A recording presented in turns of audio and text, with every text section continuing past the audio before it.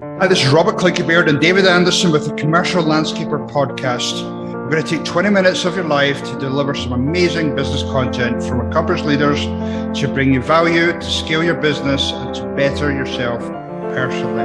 And really hopefully you enjoyed. Cheers, everyone. Hi, this is Robert Clinkybeard with the Commercial Landscaper podcast. I am really excited to be joined today by another Scotsman, Chris Imlach. Thank you, Chris, for joining me today. Yeah, thanks for having me. So tell me about, I could almost hear a little bit of accent when we were talking a few minutes ago, but tell me about your background and why we're talking to each other today. Yeah, I mean, any accent you hear is Boston. I was born and raised just outside of Boston, not Scottish. But a little bit about me. I've been in the green industry for 18 years now.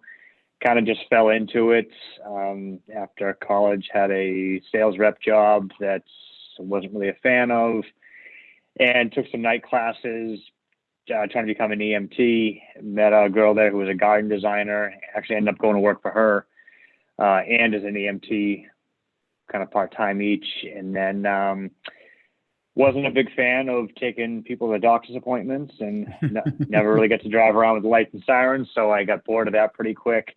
And at the same time, she had to close up shop and I had just got engaged, just bought a house. So had to figure out what my next move was. I come from a family of contractors and my business is Swazy Alexander Landscaping. My father was Swazy Alexander Carpentry. I started out as a division of his company and ran it that way for a couple of years and then broke it off 2006, I think it was. And so I really didn't have much experience. I had never run a commercial mower at that point, so I had no commercial landscaping experience. Any of my background was just in planting. So I quickly learned how to do, to mow and prune and do all the other services. With a background in construction, I got into landscape construction pretty much right away, and I grew pretty steadily for a number of years, decided to start a fertilization company with a partner, which didn't work. Brought that back in-house after. And since then, I've taken that and rebranded it to look like another company called Green Sphere, Turf, Trees, and Ticks. And so that is a division of Swazy Alexander Landscaping, but we run that to look like a separate company because we work for a lot of other landscapers under that brand. Okay, makes sense. Fertilization, organic tick and mosquito control to their customers. Over the years, I've gone through a lot of kind of different iterations of the business. I grew construction for a long time, and then in 2018, we wrapped up a pretty substantial bid build project. I was doing close to $2 million in construction, and I shut it down because I don't think I'd slept in a year and was just worn out from it. Tough business, very tough business. Yeah, and a lot of mistakes made on my part too. But I've really just tried to focus on simplifying more and more over the years. So I got out of the construction and focused more on just refining our property care, our maintenance services, we call it property care, and growing Green Sphere. And we do enhancement work, primarily just softscape, and just, really gave up the hardscaping work and working smaller projects, and been much happier with that, with that transition. So like I said, I've been doing it 18 years this year now. Cool, that's awesome. So and where do you sit now in terms of either what areas do you service? How many employees? How many trucks? Just to give people a scale of where you're at right now. Yeah, so we're on the North Shore of Mass, just south of the New Hampshire border, and we're a very small area, or a very tight area, I should say. We only travel. We're based in Newburyport, Mass. We travel about 25 minutes out from the office in a couple of directions, except for really north. We don't really get into New Hampshire at all, even though it's only a few minutes up the road, because we can't do our Green Sphere services up there. Their pesticide regulations are actually a lot more stringent than Mass, and without having someone on staff who has worked under someone in New Hampshire, we're not able to apply for licenses. So anyway, so we don't focus on that area. Okay. I have 24 people in the company for this Good year. size.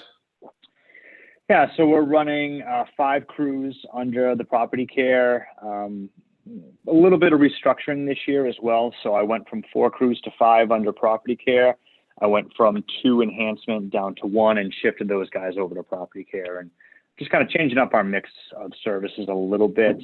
Again, just trying to simplify things and focus on what we're really good at. We run 5 fertilizer techs as well. So I don't know. I lose track of the number of trucks. I have 13, 14, somewhere in that range, something like that. Yep. Yeah, that's definitely challenging when you have so many vehicles on the road. And you feel as though you're now in that simpler place, not so many headaches, you'll be able to sleep a little bit more now, just dealing with that sort of more of that reoccurring revenue than working with people that probably enjoy seeing you.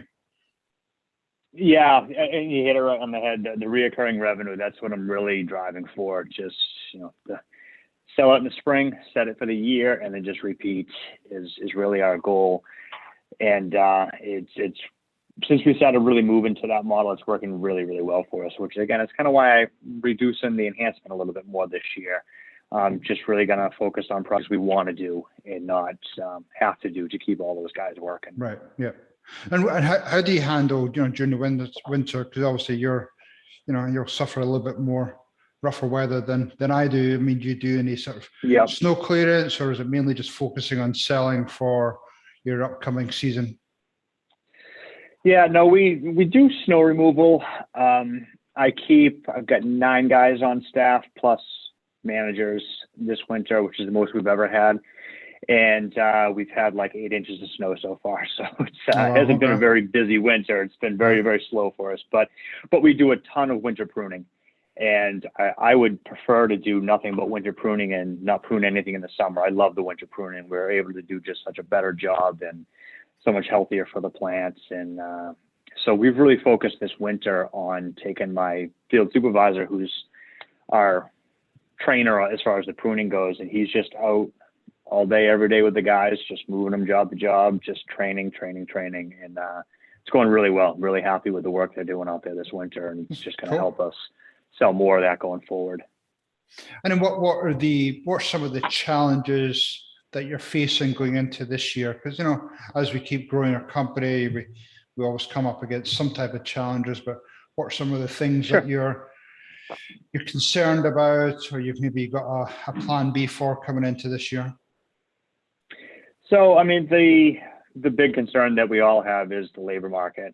And we were short-staffed last year, which really hurt us as far as sales. So the Green Sphere division, which is far and away our most profitable division, we had to stop selling in July because we just simply didn't have the manpower to get any more work done. The way we handled that was we took some guys from property care and just adjusted things a bit, moved them over to the Green Sphere division. They handled 6 weeks of aeration. We got them trained up on the organic tick and mosquito control and working with another tech who does that day in and day out. So a lot of soil amendments, pretty much anything they could do without being licensed. And that was just, that was a phenomenal move for us. And we were able to get all the work that we had sold done. And at the same time, we were coming up a little short on our enhancement sales later in the season. So we were able to keep those guys busy and really plug some holes. So that plan worked out really well. And this year, we're just trying like hell to avoid that situation. Recruiting heavily. That's the same thing that I think most are doing right now. And if we can get staffed up in the Green Sphere division, with the other changes I've made, moving some guys around, we're going to have a great year. And I'm also looking to hire a manager as well to take me out of the property care division so I can focus more on the enhancements. Did a little bit of restructuring and, in addition to moving the crews around the end of the season, just making sure I had the right managers in place. And so looking for a new one at this point. Well, no, that's great. I mean, especially when I hear a lot of people struggle to, effectively hire somebody to help, effectively run the business and allow you to more work on the business. Before I go there, are you doing anything different in terms of trying to find either a manager or other key employees? Because there's so many people out there looking for Yeah, work. I know. I hope we're doing some things differently. I guess it remains to be seen. I've engaged a green industry recruiter on the manager side of things, and just networking with some. I've got a few really good qualified candidates that I know locally. It's just a matter of can I get them. As far as the techs go, we signed on with a company that does recruiting as well, but more on the lines of handling your posts and your boosting and getting it out to more places online, and handling this kind of logistics of getting your posts out there. It's bringing in a lot of traffic. We have hired a couple people off of it, for snow and stuff. So we're hoping to land some people there. One of the things on my list is I need to revamp our recruiting page on our website. I want to get some video and things on there and really showcase why to work here, and what we're doing that's different, and what they can what a prospective employee can expect to get from us that they won't from another company in terms of culture and just personal satisfaction from coming to work in the morning is what we're really focused on, keeping our people happy. Yeah, no, for sure. Yeah, I actually go in and work with a number of companies, and we look and see what are some of the unique things about your company. What are the things that if you have a list of 4 or 5 things, do they stand out in your website? Are they on your job adverts? So it makes a big difference, because when you're competing with all these other service type companies, then what's your exactly unique proposition to them. So and if you don't mind, I'm going to make a note of what you just said, because I don't want to forget that. No worries. It's a free nugget for a Friday. Yeah, make sure that I have that on our recruiting page, because I take a lot of pride in the culture, and I want to make sure that comes through, to attract the right people. Yeah, I mean, I'll give you another one. I think there's a lot of amazing women, employees out there that have a real high touch, that attention to details. So, there are some companies beginning now to tap into that market. But then when I start looking at their website or their marketing materials, nothing in there to attract women. So, that's just something that it's just a good chance. Whoever you're looking for, does your marketing material, your website attract the true type of person that you're trying to bring into your company. Sure. So, yeah, makes sense. When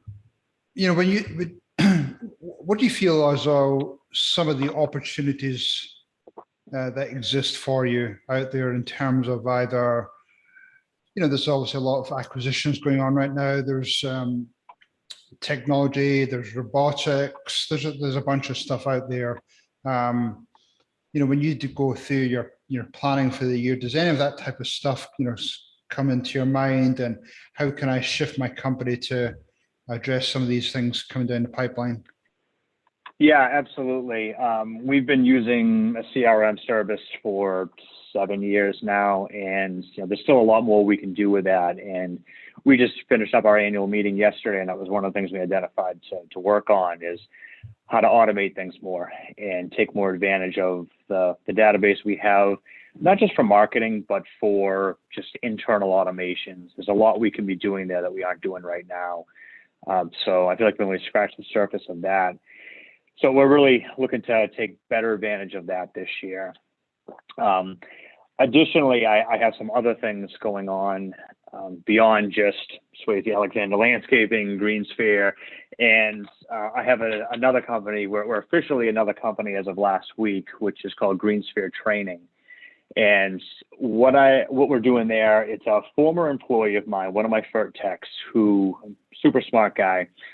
He developed our organic Tick and Mosquito program, came up with the formulations, tested everything. sourced all the materials. I mean, he saved us, I want to say the year we switched to his program, we saved something like $60,000 in material cost. Oh, wow. It was Okay. pretty amazing. That's great. Wow. So he, he got into the green industry pretty much out of high school, but always wanted to get more into like web development and stuff. So after 3 seasons working for me and a few other companies before that, he went to web development school. And the project that he had to do was to build an app. And so he and I started talking about, what would it take to build a training app? And that was the basis for his project for his web development certificate. And then in the year plus since he got out of school, we've steadily been working on that. We've hired our first employee, outsourcing to India, which I guess is the way to go for these kind of things. Yeah, the norm these days. Yeah, really. We brought him on this week. As I said, we became an official company last week, but we've been working on developing a training app to be used by companies like us, specifically geared towards the lawn care, fertilization end of the business, plus Tick and Mosquito and healthcare. There are some really good apps out there that are geared towards landscaping, maintenance and snow, but nothing exists for the fertilization market. And so we've been developing that. We're about to release it into kind of a beta version for this year. Hopefully be able to have it more refined and really roll it out by midsummer.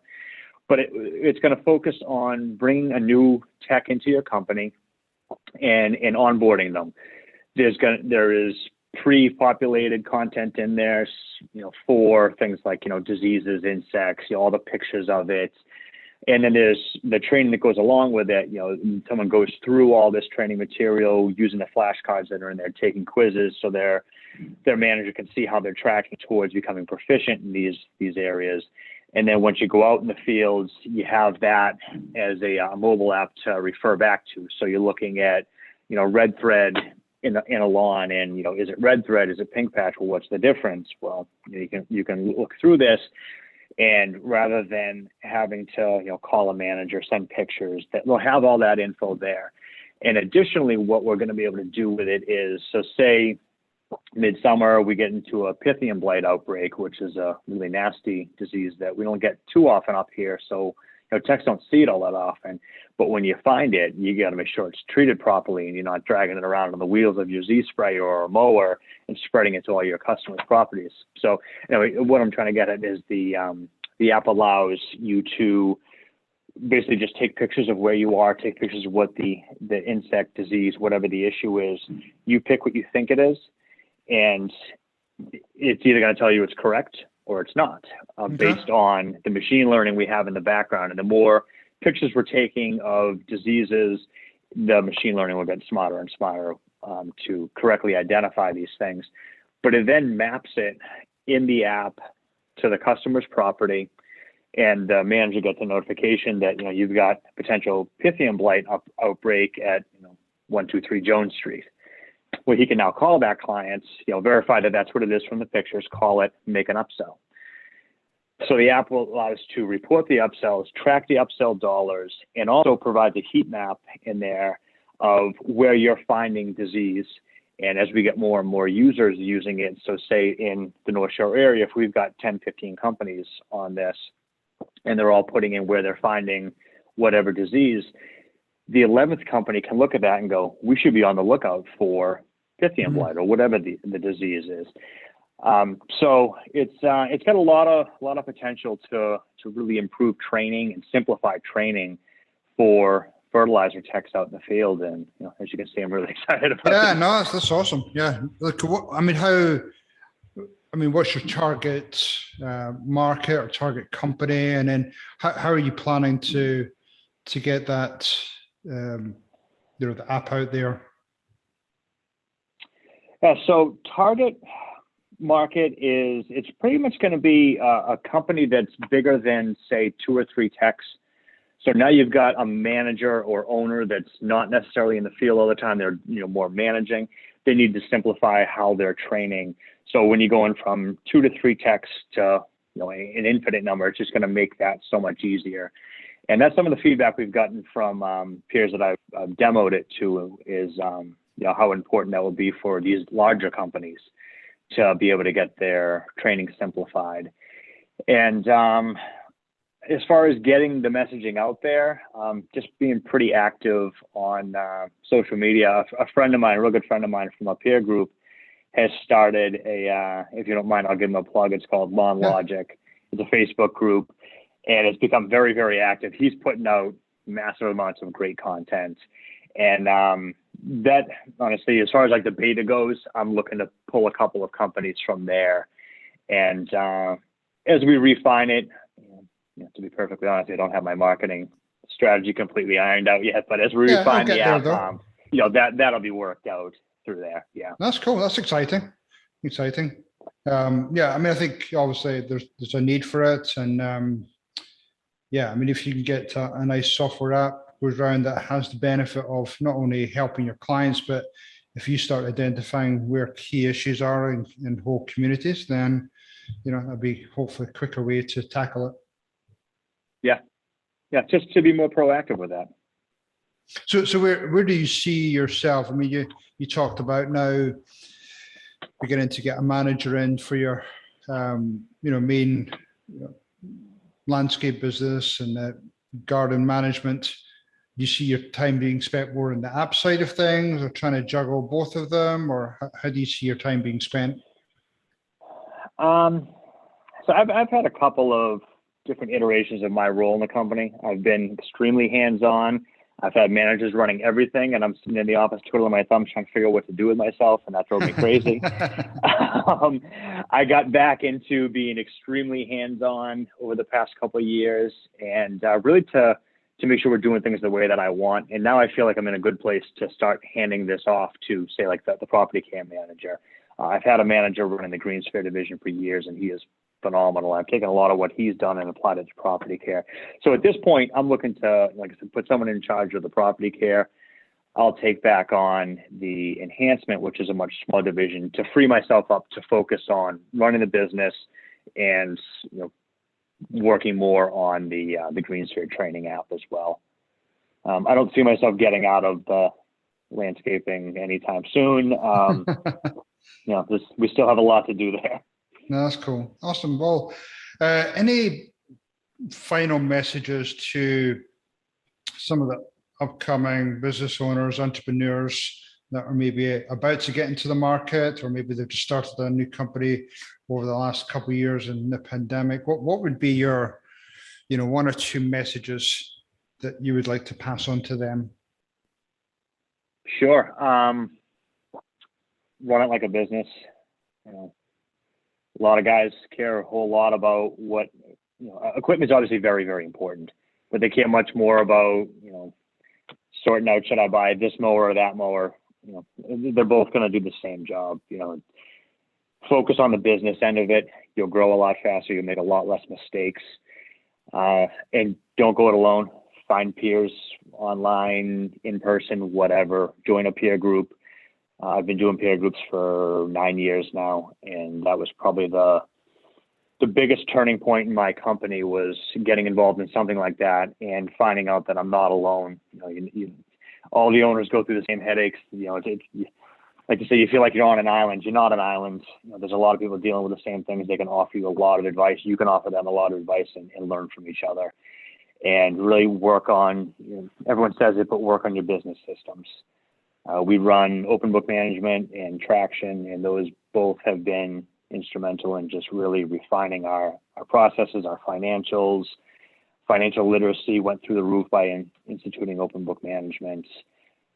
That's when you'll start making money. You can work really, really hard and not make a lot of money. Put these things in place. You can work really, really hard and make a lot more money. You'll still work hard, but you'll make more money. Yeah, that's why we're in business, to make a little bit of money. So there's gonna be some benefit, right? Yeah. Cool. Well, and how do people get in touch with you? Just they want to learn more about you, learn about your business, learn about your app, maybe. What's the best way for them to? I mean, email works. If anybody wants to email me directly, it's Chris@Swazy, which is SWAZY Alexander.com. Probably the most misspelt business name there is. There's that. we're on Facebook, Instagram. Trying to make more of an effort with LinkedIn. I don't do a whole heck of a lot there, but if anyone reaches out to me on LinkedIn, that'll force me to get more involved there.